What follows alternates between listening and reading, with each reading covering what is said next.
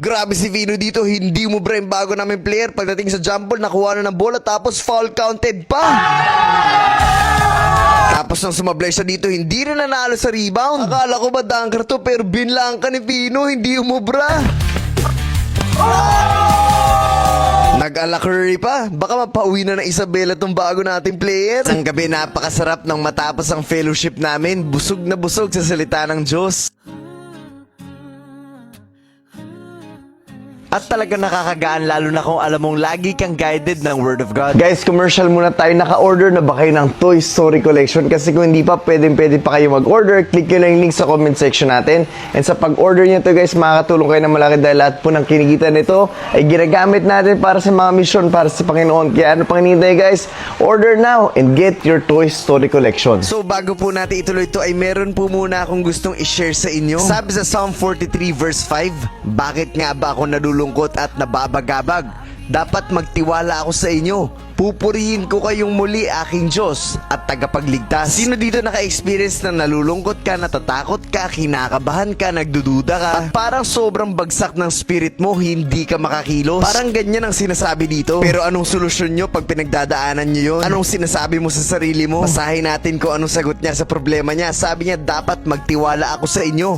Pupurihin ko kayong muli. Ibig sabihin, posibleng natigil ang focus niya sa Panginoon. Pero aminado siyang kapag hiwalay ako sa iyo, Lord, wala akong magagawa. Kaya babalik ako sa iyong muli. So bakit ko to sinishare sa inyo guys? Kasi ang solusyon at sagot sa problema mo, actually wala sa'yo. Nasa Panginoon ang solusyon at kapag hindi ka bumalik sa Kanya ay patuloy ka lang babagsak ng paikot-ikot. Paulit-ulit na para bang walang katapusan. Para sa mga hindi pa kilala ang Panginoon, kilalanin niyo siya. At para naman sa tumalikod, magbalik kayo sa Kanya. Sana po ay malinaw at naiintindihan niyo po talaga mensahe ng video na to. Nung nakaraan guys, tumiklop etong si Kuya Fino nang malaman niya na napakalaki pala ng hinamon niya. Pero dito nagpapakagat lang pala. Panoorin kung gaano kalupit ang performance nitong si Fino. Maniniwala ba kayong hindi umubra ang Zion ng Cagayan? Okay, deal!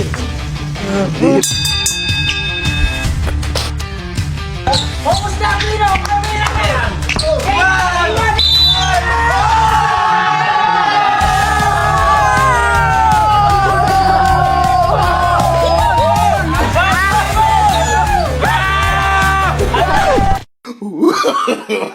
No, no, no, no.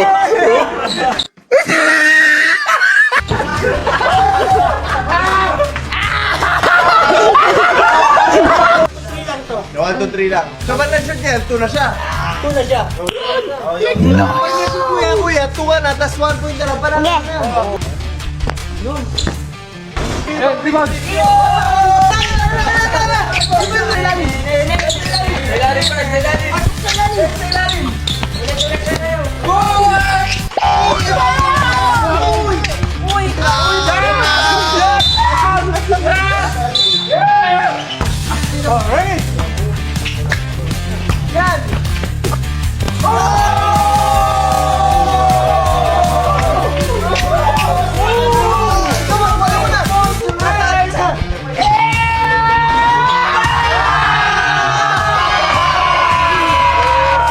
Let's go, kuya!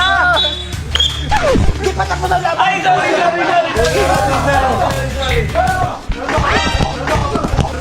Oh no!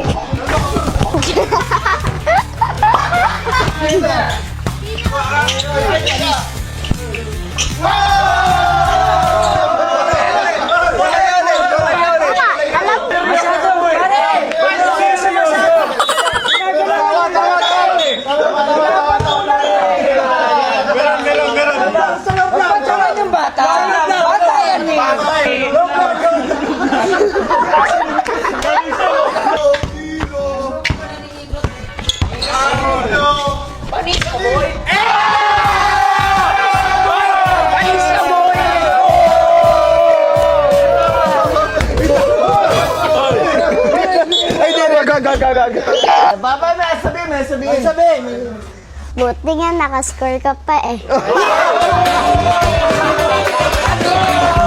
Good job. Good job.